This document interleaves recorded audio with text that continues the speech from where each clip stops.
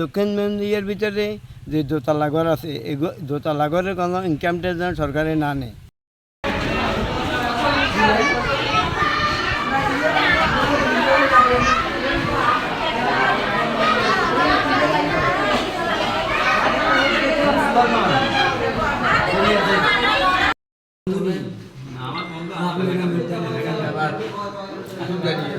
সুলকানি আছে ধরা ব্যথা বেশি এখন ওষুধ কমিটা তেমনি একটু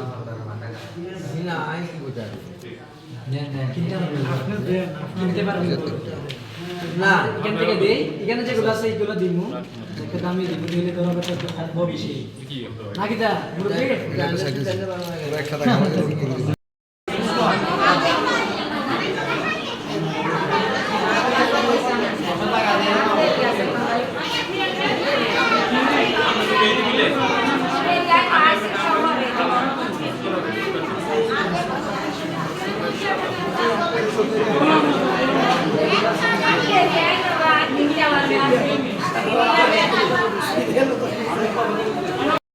আমাদের দক্ষিণ মেদিনীপুরের ভিতরে যে দোতলা ঘর আছে এই দোতলা ঘরের কোনো ইনকাম ট্যাক্স যেন সরকারে না নেয়।